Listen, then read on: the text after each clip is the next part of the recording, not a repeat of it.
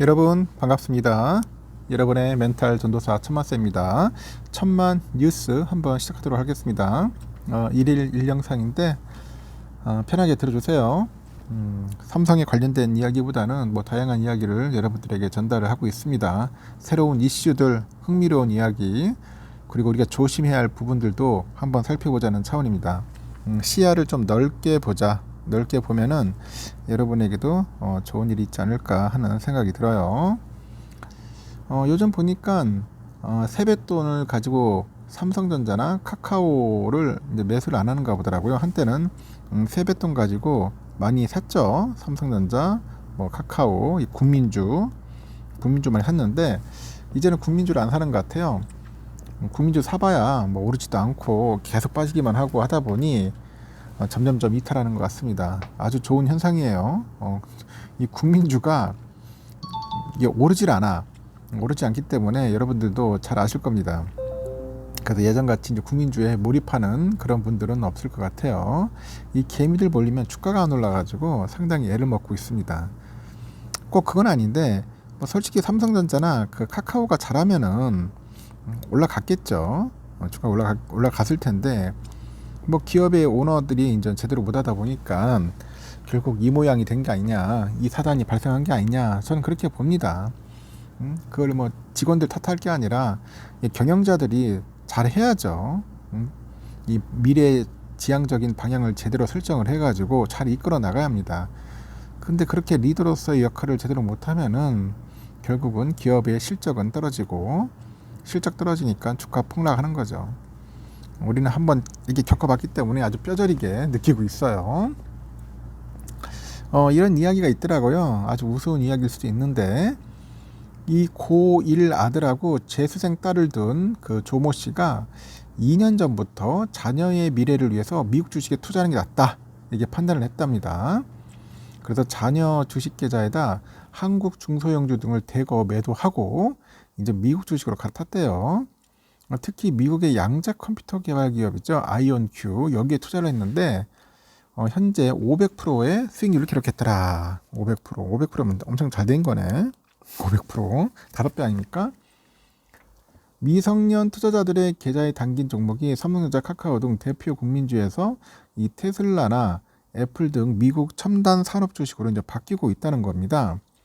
NH투자증권에 보니까 국민주로 꼽히는 삼성전자 주식을 보유한 미성년 투자자가 지난 14일 기준으로 봤을 때 4만 1,369명입니다. 엄청 많네요.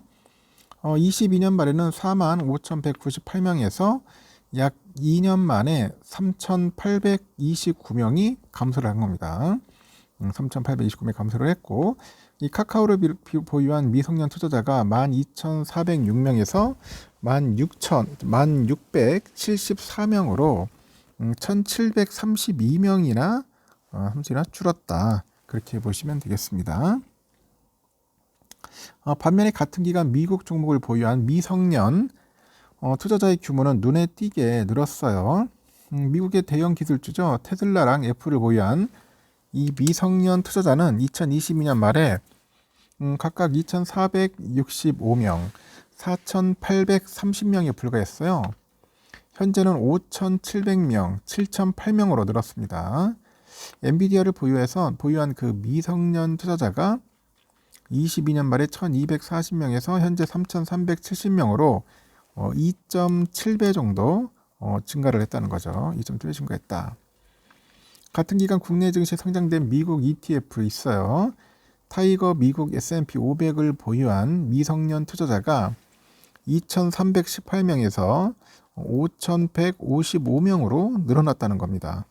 많이 늘었죠.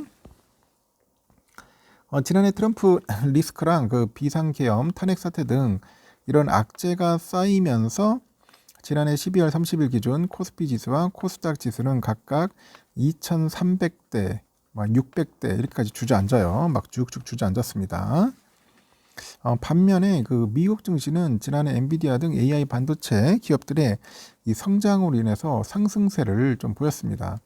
그래서 S&P 500과 나스닥이 최근 1년 수익률을 보니까 각각 23%, 27% 기록을 했어요. 그래도 미국에 투자를 했으면은 지수 투자했으면은 최소 20% 이상은 벌었다. 20% 이렇다는 벌었다는 겁니다. 이에 따라서 부모들이 이 자식들한테 그 사주는 주식도 한국의 우량주 대신에 미국의 우량주로 좀 바뀌는 것 같습니다.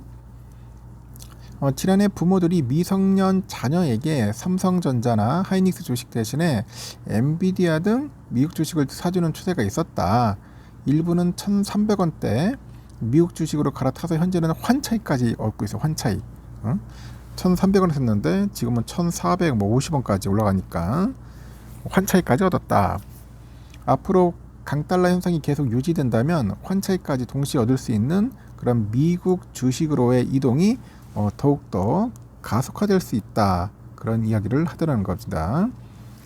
상당히 좀 부럽네요. 보니까. 하여튼 요즘 그렇습니다. 미국 주식으로 이제 많이 해서 성공을 했어요. 근데 이게 또 뭐 영원이라고 표기하기는 그렇지만은 지금까지 보면은 그래도 미국 주식은 이렇게 길게 시계를 보면은 올라가긴 올라갔어. 근데 그 사이에 뭐 올랐다가 폭락할 때도 있었어요. 그러니까 훅 폭락해가지고 횡보하다가 다시 오르고 그런 모습을 보였지만은 길게 보니까 결국은 역시 미국 주식이더라. 그래서 미국 주식에 장기 투자하는 것은 그나마 좀 낫지 않느냐.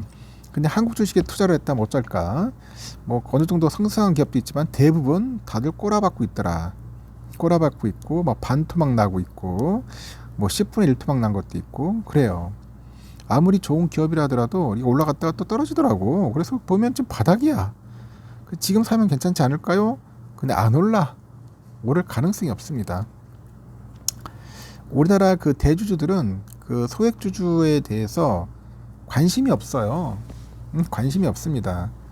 경영지 CEO들이 소액주주들에 위해서 이렇게 기업을 운영하는 게 아니야. 자기들의 이익을 위해서 기업을 이렇게 운영하고 경영하는 거지. 절대로 소액주주들한테 주주 환원 정책을 쓴다면서 제대로 이렇게 펼치는 사람들이 없어요. 없습니다. 한번 보세요, 여러분. 보시면 아실 겁니다. 그 대표적인 사례들이 좀 많이 있지 않습니까? 배당금 문제도 그렇잖아. 배당도 제대로 하지도 않아. 배당도 제대로 주지도 않고 주가도 제대로 띄우지도 않아요. 주가를 오히려 막 짓누르더라니까. 자기들한테 유리하게요. 뭐 상승하는데 유리하게 하는지 모르겠지만은 하여튼 안 좋아. 안 좋은 분 너무 많아. 이러니 어떤 정신 나간 놈이 한국 주식에 장기 투자를 하겠냐는 거죠. 그러니까 여러분들도 한번 신중하게 잘 판단하십시오. 너무 이렇게 그렇다고 뭐 국장 하면은 뭐 실패한다가 아니라 이 국장에 투자하는 게 난이도가 상당히 높다는 거예요. 엄청 높습니다. 이 국장에서 성공할 확률보다는 미장에서 투자해서 성공할 확률이 높다는 겁니다. 상대적으로. 이거는 진짜 부인할 수 없을 겁니다. 그래서 국장이 완전 개쓰레기가 아니라 국장에서도 잘하면 성공할 수 있겠지만은 그만큼 힘들다는 겁니다.